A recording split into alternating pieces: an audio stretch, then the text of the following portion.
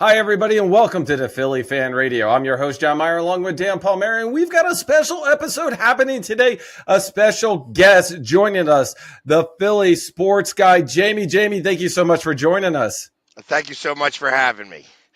Okay, Jamie, first of all, you and I were talking offline when we were setting things up, and you know that guy, like, hey, I met you before. Yes, I was on the sideline. You were all dressed up, and you were like, hey, do you know who I am? And I'm like, I've seen you before. I can't picture this. It was like probably 3 or 4 seasons ago when we had like the sideline passes. Dude, it's awesome to have you on the show. I know you got a jam-packed day, some awesome things happening.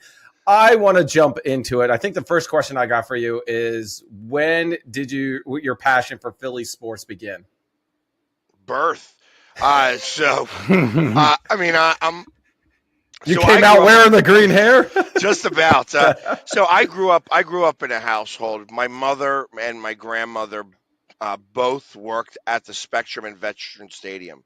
So I was Wow. always involved in sports and like I literally grew up with the Flyers. So I know that when you're 2 years old and your mother goes to work every hockey game, I would sit there and I would watch the television to see if I could see her. Now she worked in the restaurant, so I'm just never going to see my mother on TV.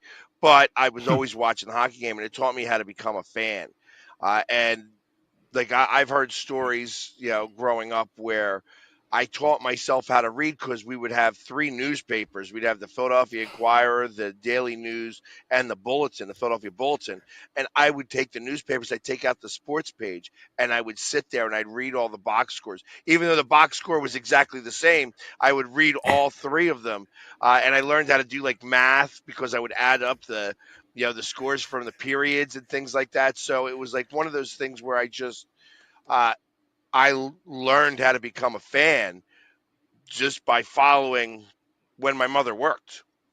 And It sounds like a new educational thing. Everybody should get the paper, follow sports, so you learn how to read and you learn how to do math. well, the hardest thing now would be finding the newspaper because they're extinct. but Yeah, they are. My wife was going to make a collage for me, and she's like, "Oh, I can't find a newspaper." So, exactly, they're just no longer in existence. Everything's online anymore. mhm. Jamie, would you say, were you a Flyers fan first, or Flyers, Eagles, Phillies, or it just all happened at once? I tell people all the time I bled orange and black before I ever bled green. Oh, I like that. Okay, well, first of all, if everybody hasn't seen Jamie, we'll put some pictures onto the screen. He like diehard. First of all, I know you as a diehard Eagles fan, and then since I started following you, I saw all the Flyers. You get fully painted up for every Philly sports. It is amazing, and I know it takes a lot of time and effort. And I want to talk a little bit about that in a second. But when did you start getting painted for Eagles games? The first game that I had gotten painted up for was back in 2000. I want to say it was 2002. I had met my brother out in San Francisco, and it was the Eagles game against the 49ers at I think it was 3Com Park at that time. And we had tickets at the very top of the stadium, had this big sheet that we were going to show because the Eagles were going to win the NFC East that week. And that was the year that Terrell Owens had a 99-yard touchdown on us to win the game. We lost that game 14-7.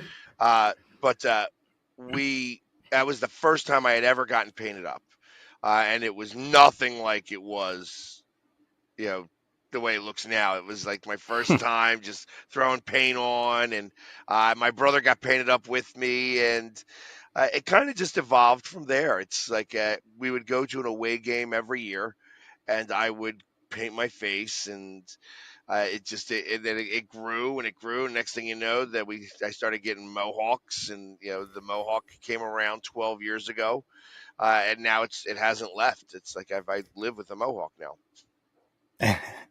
Well, you're pretty much a Philly symbol. You're the epitome of passion we have here. So don't ever shave it off. You know what? Every once in a while, I bet it. I bet somebody, but they usually have like some beard that they don't ever want shaved off either. So, because my hair grows like weeds, so I tell you, I literally just shaved today. I already got some stubble coming out. So but it's like if it was gone for a minute, it'd be back very quickly. Jamie, what's it like, or what's the process like for you to get painted up for an Eagles game? Because you also wear the pads as well. I do. The whole process takes about an hour. I wake up in the morning, and depending on what the night was the night before, sometimes it's a little tougher than others trying to get up. But depending, like if it's a 1 o'clock game, I'll get up at like 6 o'clock in the morning. If it's a 4 o'clock game, I get up about 7.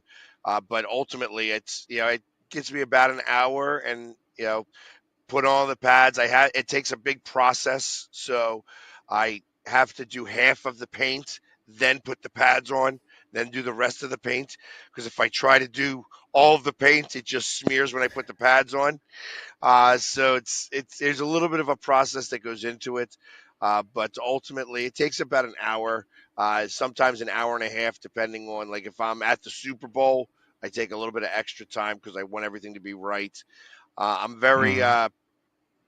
meticulous with my paint. And I feel like that's part of the image that if you just throw the paint on and it looks half-ass, then people are going to treat you that way. And I'm like I said, I'm real big on making sure that I'm going to bring it every play of every game all day long, just because that's how I want my teams to play. So I want to make sure that everything is perfect. And I spend a lot of money on the paint because of two reasons. When I put it on, I want it to stay on. But when I want it to come off, I need it to come off. So, how does the family feel about you being such a big TV celebrity? Because you can't watch an Eagles game without you being in the stadium, jumbotron, on TV like Fox or CBS. They don't ever really notice. Like when I say my kids are not big sports fans, which sounds really funny, but it's when you think about it, it's not surprising because when they were growing up, I like I would be sitting there watching a game, and it would go from quiet to a scream because we scored a goal or we did something, and I would scare the kids. So their mother would say that I scared the sports out of them because of that. Eventually, I wasn't even allowed to watch any games in the house anymore. I had to go. I had to go out to watch them. You had to go to the game to watch it. You're like, I just got to be there. And I'll be honest, you know it's kind of funny when I was probably about 10 years ago. Like I said, I was going to away games and going to a couple of away games a year, but I was not going to many home games. I was playing slow pitch softball, and we would go back to the bar afterwards, and the bar would give me my own television to watch because I'd sit there like this, and I'd start yelling at the television. Well, the bar started to notice that not only would people come in to watch the games, but they would come in to watch me watch the games because I would start to yell things at the television that they would listen to, and then they would use later calling into WIP or 97.5 to talk about. And it wasn't like just stuff that you talk about like right after the game. It was like second level stuff where it's like, why is this guy not in on this play? If I know if I Mm-hmm. know he's not there, I know what the play's going to be. That means they know what the play's going to be. That means it's not going to work. And so it's those are the types of things that I would start to yell about, and then people would repeat. So I would hear my sentiments on the sports talk, usually on Tuesdays and Wednesdays, from people within the bar. That's awesome. Jamie, this season has been phenomenal. I mean, it started off in Brazil. You were there, first of all. I saw all the posts, I saw everything happening, all the commentary that you were providing over it. I know you made a comment that the only thing is they didn't let you go in with the face paint. Correct. Why was that? So they are not, they do not ever serve alcohol at soccer games in Brazil, just because of Okay. way too much going on. The NFL required them to sell beer. at this game. Because of that, they used facial recognition for everybody, and the makeup does Oh. not work for facial recognition. So, similar to, I am not allowed in a casino painted up without special security around me because the facial recognition will not pick up the makeup. It's very similar. So, we pled our case. The NFL had 6 or 7 guys with me to plead the case. Like, literally, the NFL is talking Portuguese to the Brazilian army saying, hey, listen, we understand what the rules are, but if there was one person you were going to allow into the stadium, this would be that guy. And they were like, no. And you just don't argue with the Brazilian army in Brazil. So we took it off. And ultimately, it actually endeared me more to the Brazilian people. I left that. I left Brazil as the most viral thing in Brazil. They were sharing. They were sharing my post where I was telling them after the game. It's like that I had such a great time in Brazil, and it was so amazing, and all the things that we had heard about, oh, that this was going to happen and this was going to happen. We can't wear green. Blah blah blah blah blah. All of it was just bunk. All of it was bunk, and that even the fact that I wasn't allowed to wear my face paint into the stadium.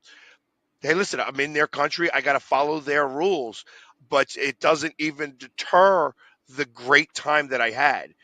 That video was shared like 100 million times in Brazil. So it was like one of those situations that I still have to respond. I have to translate my English to Portuguese to respond to some people who still email me and text me, telling me that Brazil loves me, they want me to come back, and they're glad I had such a great time there because that video is still circulating. Yeah, I'm glad you said that because the players came out like weeks before and saying, "Oh, we can't leave the hotel room, and we hear about all this crime and everything." So, you saying that is really it's reassuring, and it The, shows the culture out the there. NFL was being overprotective. So, and that's what happened. Understood. They told their guys, like, listen, we do. it- NFL players drive on a different highway than us normal people. Those Oh guys are yeah. driving a million miles an hour, and they feel they can go anywhere. You can't just go anywhere in Brazil. It's like, I explained it to people like this: if you were coming from overseas and you're coming to Philadelphia, I'm not telling you to go to Kensington. You know, same Hmm. situation here. You can't go up into the favelas because in the favelas, it's they don't have police, so they self-police. And if you're up in that areas, it's a very poor neighborhood, and you're not supposed to be there, and they know that. So they make sure that you know that you're not supposed to be there, and that's how they police. So you don't go into the favela. At least you don't start to go high into the favelas. You go Hmm. to your areas, you stick where you're supposed to, and everything is fine. This is not a it's not a first world country here. They are more westernized than people know. I found out there specifically, the United States is number 1 in watching American football. Number 2 is Hmm. Mexico. Number 3 is Brazil. I didn't realize that Wow. there are more people that watch football in Brazil than watch it in Europe. And that surprised me. I met professional football players down in Brazil, American football players. I met a lineman. He was a little bigger than I was, but gets paid to play football down in Brazil. And it was eye opening. It was like, wow, because he's like, because I'm in Rio de Janeiro. He knows the games in Sao Paulo. He was going to be at the game. She told me about his football team. The whole football team started following me because I did a quick little interview with him. It wound up being just an eye opening experience, and I learned a lot more about Brazilian culture when it comes to American football in comparison to, like, you just think, oh, okay, we're just having the game down there. It wasn't a uh, it was very well planned by the NFL. They knew they wanted to have a game down there because people would go to it, and that stadium was full of Packer fans, not because the Packers traveled down there. Most of them are Packers fans because of the colors. They have the same Oh yeah. country colors, and they told us that we can't wear green. The national color is green. Everybody wore green. So there was never an issue or problem. I wore green the entire time. They loved me. The fact that I was up at Christ the Redeemer and I did an Eagles chant, that was everybody looked at it back here like I was being disrespectful. And I tell you, I had to get talked into painting my face to go up there because I thought it might be considered disrespectful. Mm-hmm. But they said, I was told, nope, go do it. Definitely do it. This is something that Brazil wants, that they wanted this.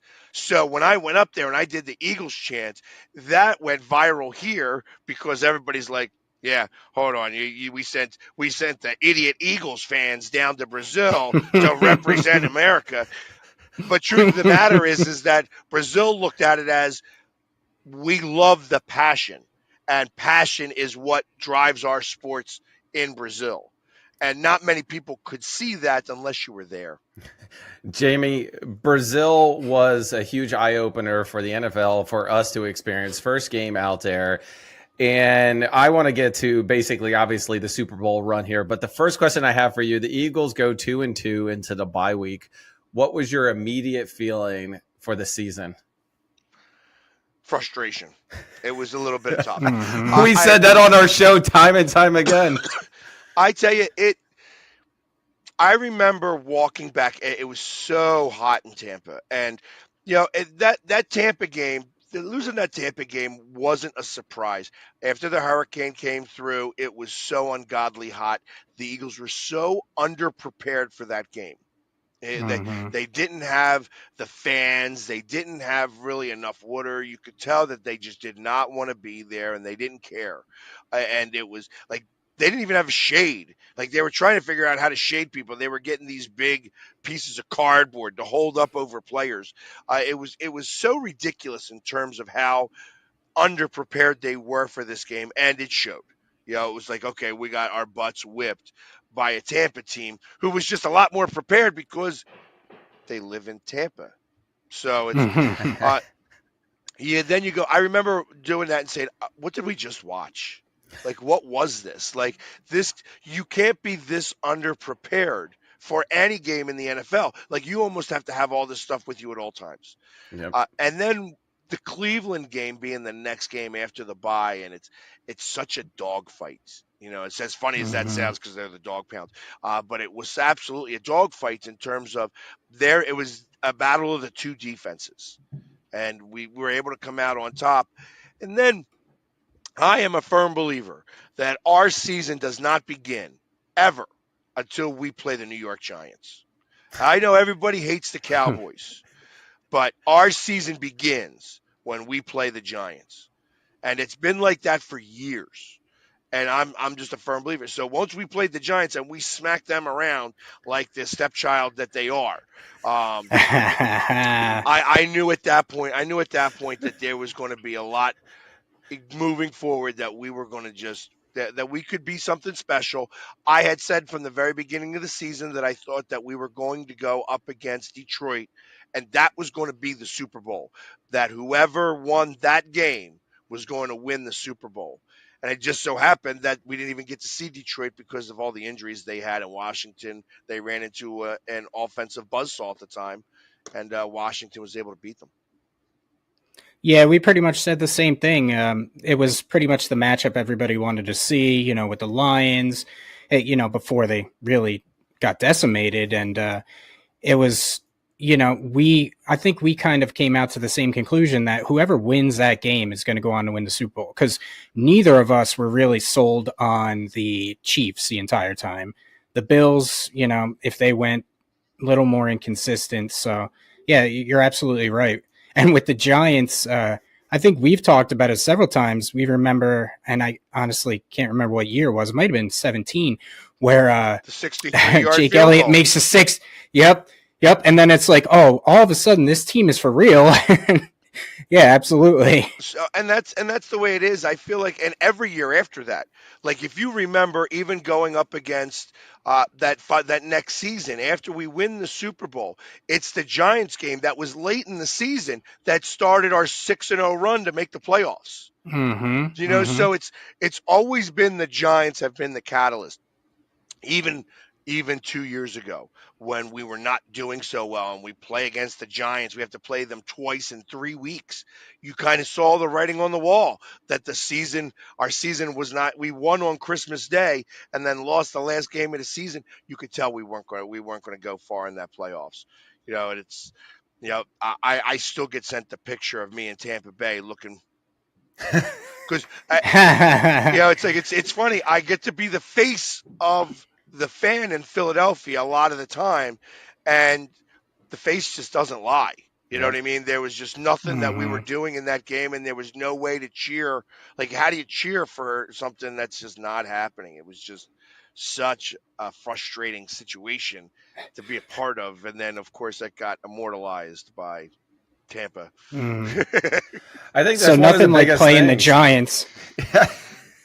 I think for this season, we should start playing the Giants as a home opener, and let's just kick off the season right away so we don't have to stress about anything. Actually, I don't mind not playing them as the home opener because obviously you want to be able to get some things right before you go after, like I said, before you want your season to begin. So having them playing them game 5 or game 6 is perfect for me, especially since we don't play preseason games anymore.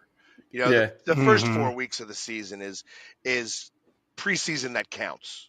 It You feels know, like the years have gone on that we actually haven't played our division rivals into the end of the season, back to back. Like, Giants, Cowgirls, all those at the end of Mm-hmm. the season kicking off. Jamie, the Super Bowl, man, I got to know from you, what was that feeling like? everything that you saw on television times it by 10.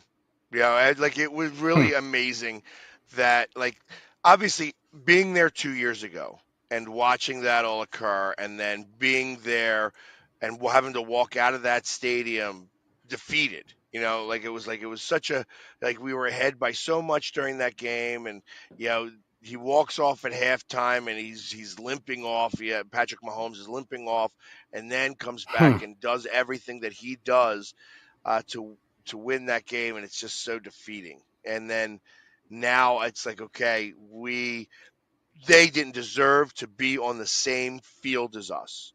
And you could tell that the Eagles were ready to just play.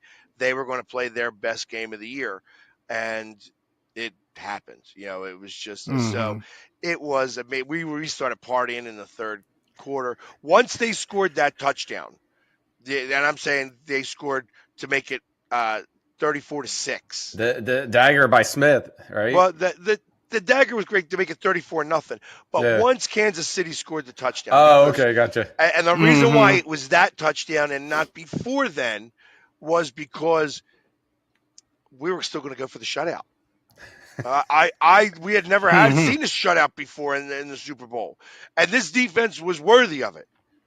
So like it was, are they going to shut this team out? And then they scored that touchdown. I was like, okay, now it's time. Now it's time to celebrate because there's no way they're coming back here. We're going to win this game, and there's just no way that the Chiefs are going to come back, 35 unanswered points and win this game.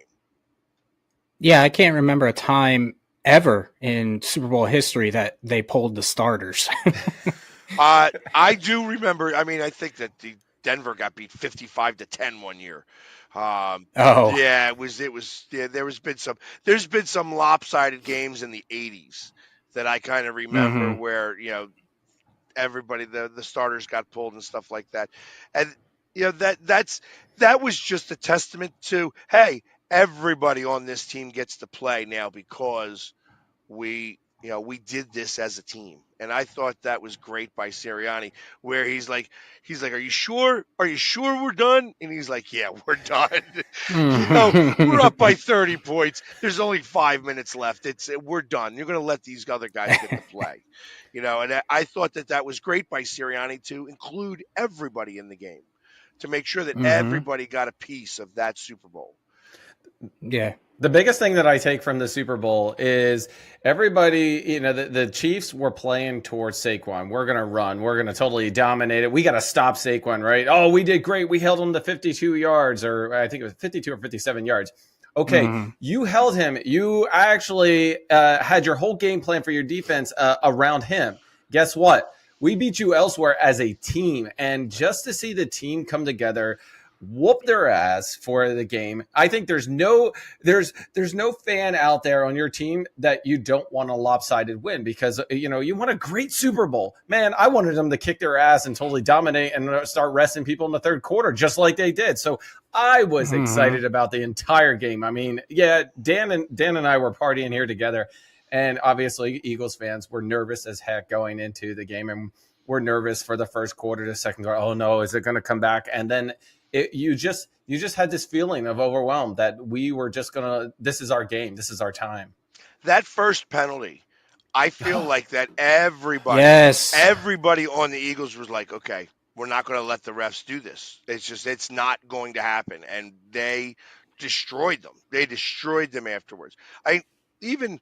So they said that, when you look back at it now, I think the refs were told after that first call, listen, you guys got to put your whistles away a little bit. You got to let them play a little bit. Because there were certain things that were called all year long that was not called. Yep. Like the one iconic picture of, Jalen Carter's hand in his face, and the face, that had been a 15-yard penalty every time. Yep. So things like that weren't called afterwards was like, just like, okay, this is now more of, they were told to put them all away. But it was a game then. It was actually a dogfight game then, and we weren't dependent upon the refs to make stupid calls or anything like that. And that's what made it an exciting game. Like, okay, they didn't call those stupid plays, or it felt like old school football. And C.J. Gardner-Johnson said it 2 years ago. Had they played on a normal field without it being so slippery, our defensive line would have crushed their offensive line. And that's what occurred. There was no stopping us. They had no answer to our offensive line, or to our defensive line. And we were just getting in there every play. And they were manhandling that offensive line. And so I kind of fully expect, I think that moving forward, I know that we just lost a couple of guys to, on free agency, and they were going to get paid. I mean, I knew that Sweat was going to go because he just hired Drew Rosenhaus while I was on Radio Row. So it was like, you knew he was going to go. I thought that the other guy was going to wind up, he had a great Super Bowl and he was going to make some money, and he wound up going as well. But we signed Mekhi Becton. I figured we wanted to keep the offensive line intact, keep that going for the next couple of years and such. So I felt that we kept the people we needed to. They had to re-sign Vaughn. You can't have an all-pro year and then go somewhere else.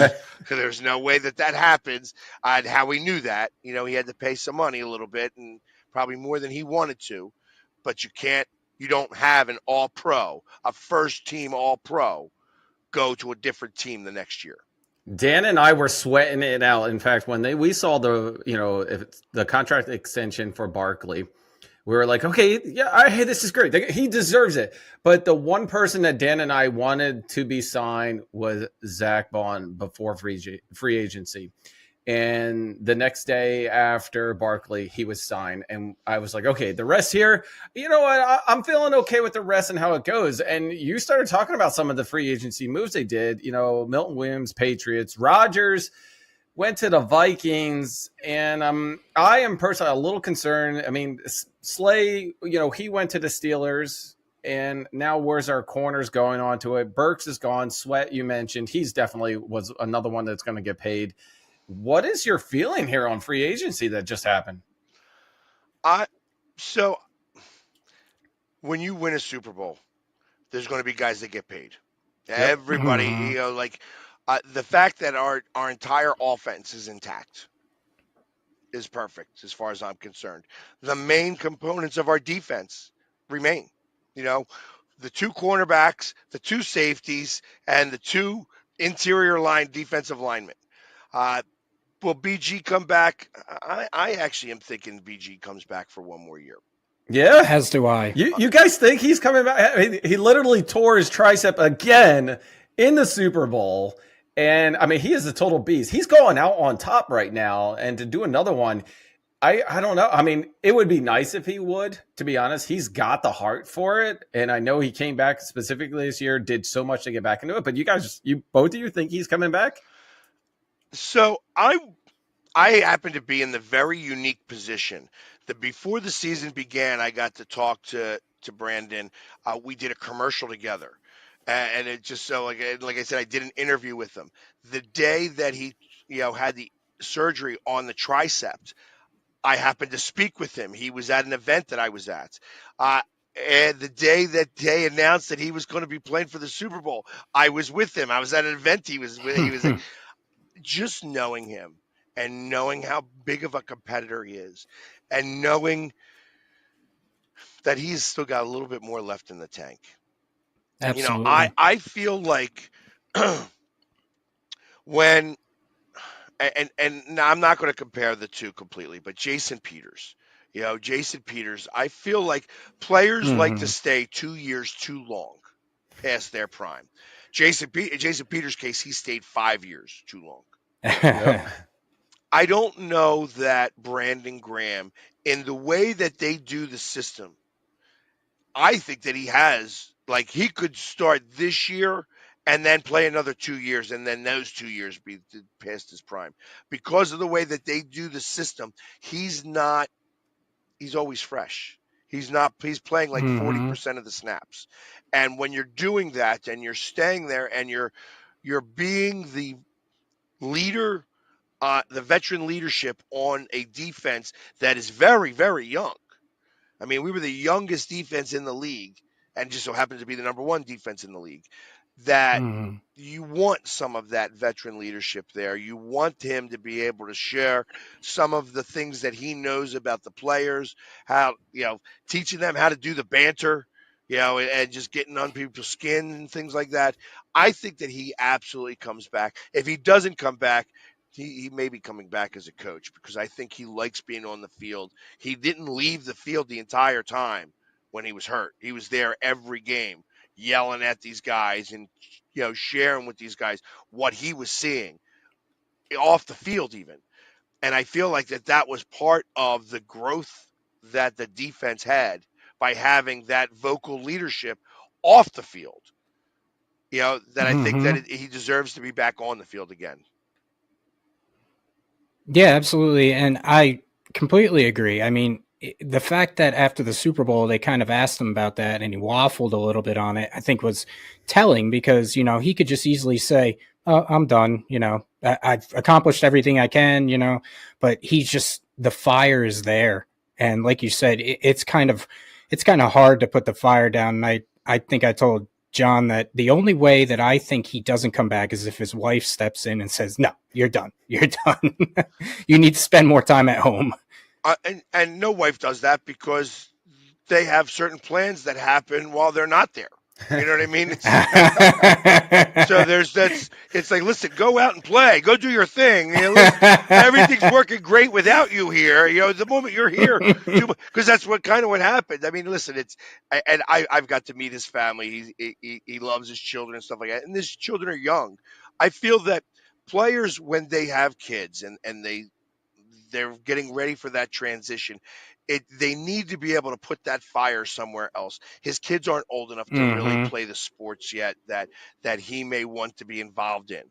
And I think that's what's going to need to happen when they become of age to be able to play sports and do the things that he wants to be involved in. That's when he's going to retire, when the family kind of takes over the life, rather than football. Right now, football still is his life. Jamie, what are your feelings on the latest coaching staff that has joined the Eagles? I they remained in house. I was almost positive that we thought we were going to see, uh, somebody come back uh, and be the offensive coordinator. The fact that they Did that elevated, start with an F? yeah, Yeah. Yeah, Okay. Frank Just Reich. check it. Yeah, I thought Frank we Reich was going to come we back. thought so too. And I had mentioned it. I had mentioned it before. I thought that, I mean, they offered a lot of money to try to keep uh, Kellen Moore, and he still was like he was ready to go. And it was time for him. You know what I mean? I wish him the best of luck. He's got a tough job down there Mhm. with New Orleans. So I hopefully they give him the time to actually try to figure it out down there, because it's going to take a couple of years for that to work out. The fact that they kept it in house is okay with me. I mean, obviously they had to change so much from the previous year, going, and this is now the fourth coordinator in 4 years. 4 years. Yeah. It makes things challenging. So there's going to be a lot of similarities with the way that they run the offense from last year to this year coming up. So I'm okay with it. I mean, obviously we were going to lose some pieces because Kellen Moore was going to take everything he could with him, because he wants to try to recreate as best as possible. But ultimately, I'm okay with this until they show me otherwise. I'm fine with how they choose coaching. The Eagles have been great about choosing coaches. Can't argue with that part of it. Mhm. Maybe not picking wide receivers in the first round of the draft, but picking coaches has been a strong suit for them. So you were a fan of Gannon and Johnson? I was never a fan of Gannon. I felt that Gannon uh, was really like he needed to blitz more. Yes. That was the problem with Yes. Gannon. Or at least change the freaking defense after the first 10 plays when it's not working. Yeah, they just Mhm. didn't have the guys, and the fact that you would have people go into coverage, like, you don't have defensive tackles and defensive ends go into coverage. You just don't do that. And I was firm on that. I'm like, you got to be able to blitz a little bit better. Their blitzes were very scripted, and the offensive lines could Mhm. pick them up very easily.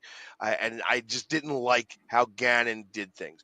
Johnson, I felt that if he micromanaged everything. He was a first year defensive coordinator who just could not, like, he just, everything was like he tried to just micromanage everything, and I think that it overwhelmed him so much so they had to let him go in the middle of the season, and then it was just a complete, mess. It was just a complete mess. So it was like, Mhm. because nobody liked Patricia at all, and they knew that it was over at that point. So when you have those things going on, and then the offensive coordinators beforehand, like, it was just like, yeah, they didn't have an identity. They were winning games similar to the way the Chiefs were winning games this year, Yep. 2 years ago. It was just like Mhm. smoke and mirrors. And then the 49ers came in trying to win the NFC championship from the year before. And the hit, it was that one hit towards the end of the game. And I'm not talking about the Dom moment. I'm talking about that one hit where you could tell, like, the running back was just running at like 70%, and the linebacker Mhm. crushed him. And it was like, that's what happens when you're tired after playing 3 games in 11 days and you're not 100% into the game, and they are trying to win the NFC championship and they're playing a regular season game. You know what I mean? It was like, that was the difference, and you could tell at that moment in time, I feel like that was the moment that everything fell apart for the Eagles, and it did. They could not recover from any of that afterwards. Yeah, even though they were winning, we kind of felt the same way where yes, they're winning, but it wasn't convincing. None of it was convincing. And you listen to the radio, it's all about, oh, well, there's they need to win by this much because you need the style points and everything. And as a fan, you're like, winning is winning, but there was just something. There was something there that's like, this team isn't right. And we slammed. I mean, I guess me more than John slammed. It's like, when do you take some pride? where's the leadership coming from? And that was the most critical thing of Hurts that I said was, when do you step up and become that leader? We wanted a rah-rah quarterback out there, punching people in the face. Where's the coach? And it just didn't happen. And which is the main reason why we all said coming into the season, I'm like, wow, this team on paper could be a juggernaut, but is the leadership there to do so? And obviously we know how this season went and everything worked out well, but yeah, you're absolutely right. Well, and that's where the understatement of getting a Saquon Barkley really shines. The fact that he was the leader. Some people, and there's not many people in the world that do this, but some people walk into a room and there's an immediate attention command that goes to them. He is one of those people. And the fact that he's as humble as he is, he's as soft spoken as he is, but yet commands that type of attention.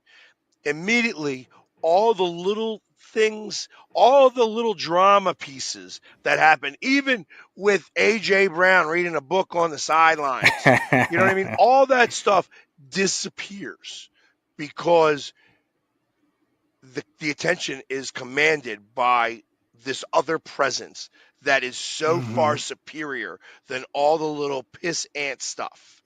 It's like, somebody mentioned to me, somebody much more intelligent than I was, that said elephants do not worry about the movements of ants, and that is exactly what happened. Is that we, as a team, we were the elephant, and the drama that the media creates are the ants, and you don't worry about that. We always just move forward and keep doing what you're doing because we have the right answers already. We don't have to worry about anything else. And that's where I feel like this team was at the entire year. And it really maybe came to fruition starting in the bye week. That even though they didn't have such a great game against the Browns, they were able to win that game. Then we were able to start to put the offense together. We're running too much. Next game, we won the game by passing. You know what I mean? Is that what you wanted to see? You know what I mean? Like that was the Steelers game, right? Right, but that moment where it's like, he didn't say it loudly. He didn't yell it. He's like, is that what you all wanted to see? Was enough of, hey, we're here. We mean business. We're winning games, and you're still crying. Stop it. Stop it. Jamie, you were talking about Saquon and how humble he is. He's actually here from our hometown area. And there was an event this past weekend at the PPL Center where he was actually, so March 9th has now been officially Allentown and labeled a Saquon Barkley Day. He was given the keys to the city, which they can't actually remember the last time they gave the keys to the city for that, and Whitehall and everything. And Barkley comes in. He's got the hat on. He actually, you talked about commanding the presence. He is humble, but he walked in very humble into it. And he walked to his seat. He kept the hat on. He was trying to keep the attention actually away from him, even though the attention was on him. He got up and he spoke about 10 minutes, 10 entire minutes of it, given, very just thankful to everything, where he's come, to his Whitehall coaches, into it, to the, the keys to the city, everything on it. His teammates were in the conversation so many times, and that was it. That was perfect. Like, he didn't drag it on. He just wanted to give thanks back, but he demands that presence at the same time, which is really cool. Like, everybody, he's a player you can't hate. I wanted to see him so successful on the Giants, but I hate the Giants. So why he's so sick? I wanted him to run for touchdowns, but I wanted him to still lose, right? And bring him to a hometown, to the Eagles, was just like, it was a magic in the making, man. Well, at the parade, I got to meet his father. And as I took a picture with his father, and his father used his camera to take a picture with me, I noticed, I'm like, Mr. Barkley, that's the wrong green on the back of your phone, because he's a big Jets fan. So I had the, but I mean, he's from Allentown, so being a Jets fan isn't so unrealistic, Yeah. and I know that, but of course I had to I'm like, well, he's not. That- He was never going to win any championships up in New York. So, uh, I, but that I mean, it's amazing because I know that he was not. I know he grew up not as an Eagles fan, so it's fun to see him here and so beloved in his town. And I feel like that there's been a lot of people there. I mean, isn't Dotson also from that area? Maybe a little bit further south from you guys, maybe Yes, Quakertown or yes, something. yep. yes. So there's a lot of guys that have come up out of that area. I mean, I went up there a couple of years ago for the celebrity softball tournament, the Devonta Smith celebrity softball tournament, which I'm Hmm. hoping I'm trying to do everything I can. I want to be in that home run derby this year.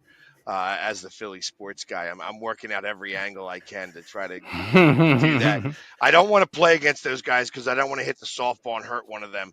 But because they're football players, they're not softball players, and I played softball, so I don't want to hurt them. But I definitely want to get in that home run derby and show them that this old man can definitely beat all those guys, all those athletes swinging a bat.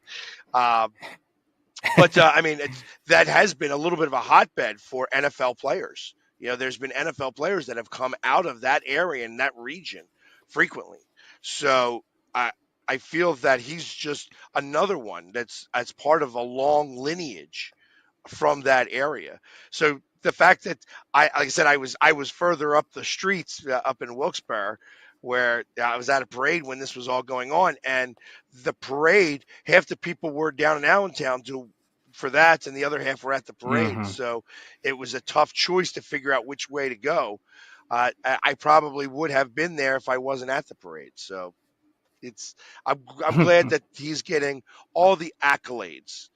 But like I said, being such a humble guy and being just like I said, he's just we saw it the one game where he's like against the Giants, he's like, Yeah. you could break your record right here. He's no, let the other guys eat. Let the young dogs eat. And the cool Hmm. part is Barkley was also Penn State, so he stayed home. He stayed in the area, and I think it's just it's like a story in the making, man. What Disney movies are made of. He's the man that broke Hard Knocks, pretty much. They're not doing it this year, so because nobody wants that shit to come back as bad as it just did. Hmm. Well, I'm surprised that he even still has a job. Like, how do you have a job after that? Like, it's you know, Yeah, no kidding. the owner, like, how it's like, really, like, you still are going to allow this to occur. But uh, you know what? The Giants always have the right answer. Yeah, and they were trolling him because they gave Darius Slayton the same exact contract yesterday as the Eagles gave Saquon Barkley. So basically, they allocated their money to a guy that can't even get more than 500 yards a season. Good for them. Good for them. Yes, exactly. Money well spent on it. Oh, so Jamie, before we actually wrap things up, I want to talk about the upcoming season. We talked about free agency. We know who we're playing. We don't know when. Our home games, obviously, the Bears, the Lions, the Broncos, the Rams, the Raiders. Obviously our NFC East counterparts, the Cowgirls, the Giants, the Commanders. The away, the Bucks, the Packers, the Chiefs, the Chargers, the Vikings, and the Bills. What are your thoughts or predictions on this upcoming season? Yes, we are way early on it, but we got to start sometime. And we're absolutely going to hold you to this even before they sign any players. I'm going to take notes because I want to go on FanDuel after. No, I'm just kidding. So I have as kind of at 12-5. I feel that there is going to be a little bit of transition. I those first four Hmm. games, I first off, I feel like that we know when the first game of the season is going to be. It's September 4th. I think that there's only two Yeah, teams that we're going to play. We're going to either play Washington, which is who I actually expect us to play, or we're going to be playing Detroit. Those are the only two teams that I could see in right. that position. I feel that we're probably going to have a later buy this year because it usually flip flops when you go from one to the other. So we're going to have to get through those first four games and figure it out. And I think that it's possible that we could start off 2-2 again. The reason being is that these first 4 games now are the They're the preseason that count. preseason games, right? They're the But they count. preseason Yeah, that count. yeah, And it takes a minute for us to get our identity together and things of that nature. Could we go 4-0? Possibly, but we're playing a number one schedule. We are the Super Bowl right. champions. Everybody wants a piece. Everybody wants a piece. So I feel that we're going to have a little bit of a time trying to get our identity, but I'm okay with that because I want our best games of the year to be at the end. I don't want us to play our best games of the year in the beginning of the Mm-hmm. season.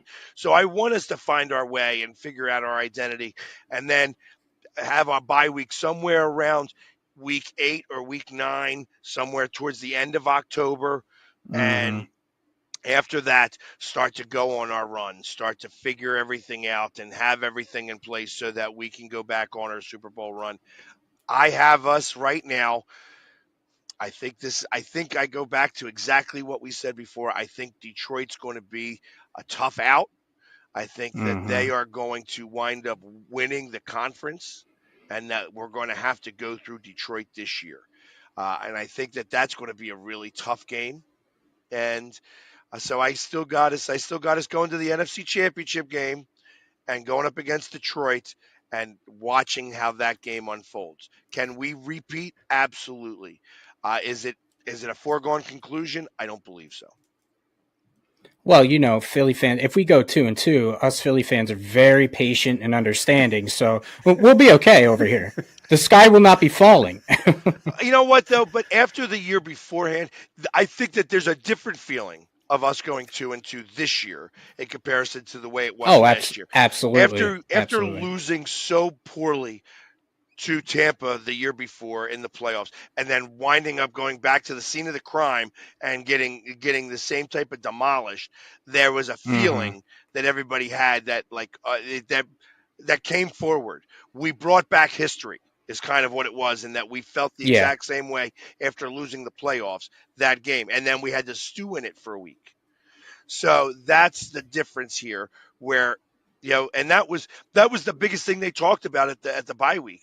That last year was last year, this year is this year, and that was the biggest thing that they mentioned during that bye week was that you got to let the past go. That we are not that team last year, we are this team this year, and Mm-hmm. everybody bought in. And I feel like that these guys are young. Like yeah, when I think about and hearing the stories how Vic Fangio was forced out of Miami. Well, when you look at Yeah. that defense is all old. They're veterans. Well, veterans don't like playing for Vic because Vic demands a certain level. That's why Huff never got on the field because he was a veteran who felt like he should be treated like a veteran. So he's got Mm-hmm. all these young kids out there and certain people can handle it. Slay was able to handle being a veteran and dealing with Vic Fangio because, hey, listen, it could always get worse. You could always have Patricia back. So, I mean, Yeah. Slay Yeah. Slay was big on that and understood. So it wasn't the biggest of deals to have. He's like, okay, I can deal with this because he wants excellence. He wants to push us and push these young kids.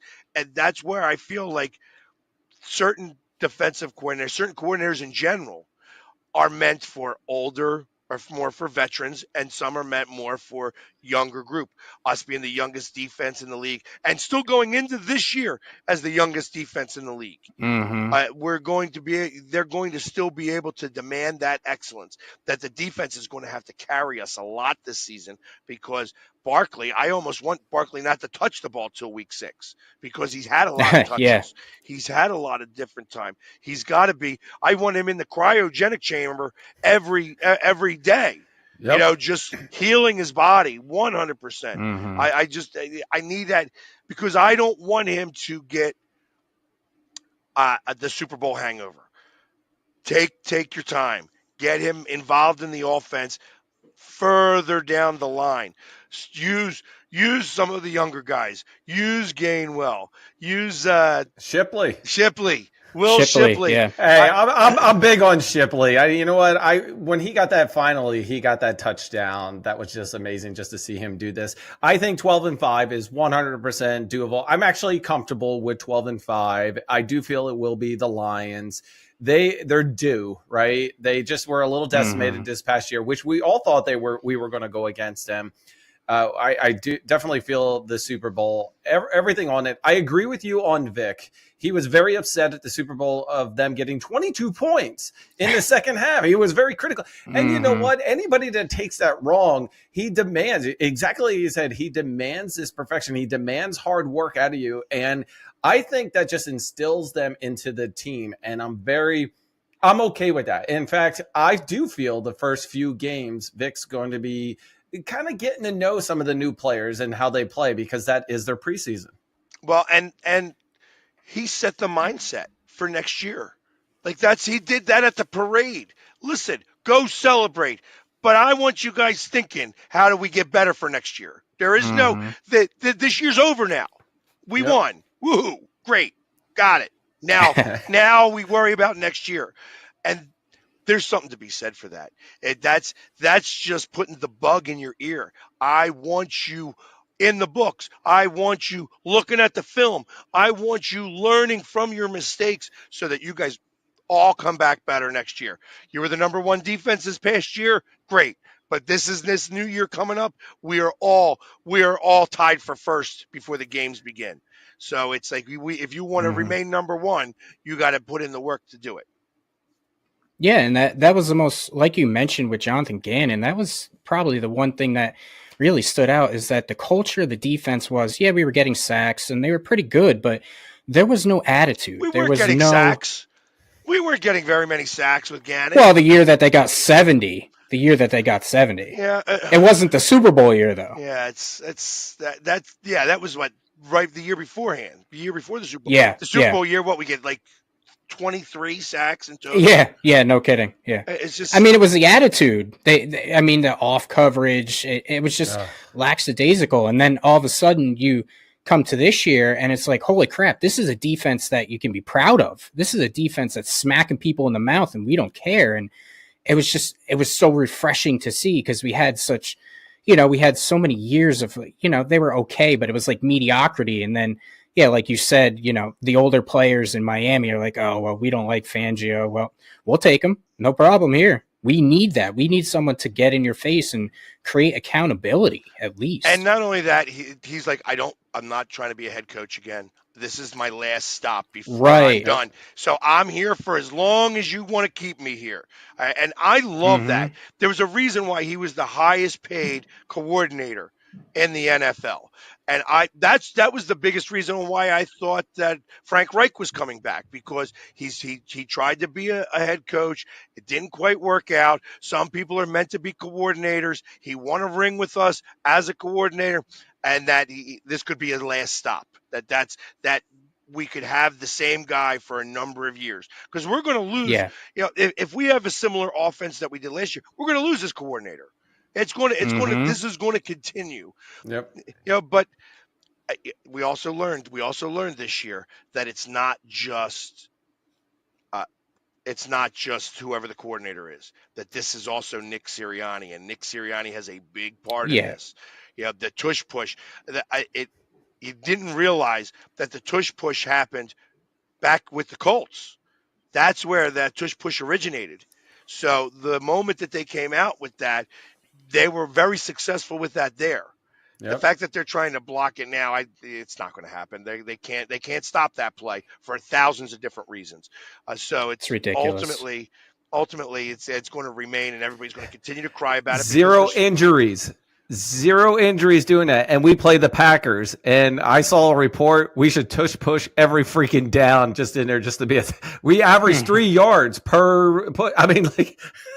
I would do that shit. That would be funny.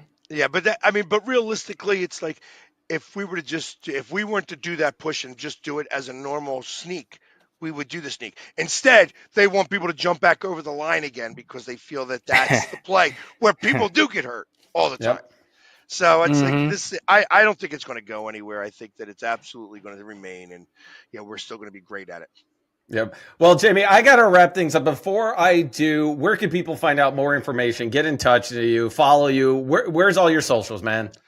You go on any social media, any platform, big or small, and go to the Philly Sports Guy. You will find me. I'm there. You can Google and just put face paint Philly guy, and you're going to see my face show up there. I am everywhere, it seems. Some of it's done with smoke and mirrors, but yeah, it's like I do go everywhere, and I'm spending, like I said, I'm going to a Flyers game tonight. I'm going to be down at spring training in a couple of days. So I'm Oh, literally, wow. I literally do everything, and I try to be everywhere I can. Well, Jamie, thank you so much for your time. This has been awesome, man. We got to do this absolutely. again because I think I could just continuously talk all day about this. That's the one thing I love doing. I love talking about sports. And, you said, oh, this is going to be a half hour. I'm like, no, it's not. Well, I was trying to be respectful of your time. Dan and I go for 45 minutes, maybe 20 of his ranting and everything. But seriously, this has been a pleasure. We got to jump on a bunch more calls and do more recordings with you. At least some quick stuff. Like, all right, what did you think about this play? But Jamie, thank you so much. Oh, it's my pleasure, guys. Thank you for having me. All right. Yeah, thank you so much. Appreciate it. Yeah, definitely. Go Birds, man. This has been awesome. Let's go. Go Birds. I'm all ready. Let's get this season started. Let's go. Hell yeah. Absolutely. Well, everybody, this has been the Philly Fan Radio. I'm your host along with John Myer. Joining us was the special guest, the Philly Sports Guy. Jamie, thank you so much. Don't forget to hit that like, subscribe, and notify because guess what? We're out of here.